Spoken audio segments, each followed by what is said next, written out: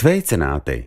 Ja jūsu dekoderim ir radušās tehniskas problēmas, nepārslēdzas kanāli, daļu no kanāliem rāda, bet daļu nerāda, vai uz ekrāna ir uzraksts, ka nav signāls, tad viens no iemesliem, kāpēc dekoders nedarbojas, ir, ka tas ir uzkāries.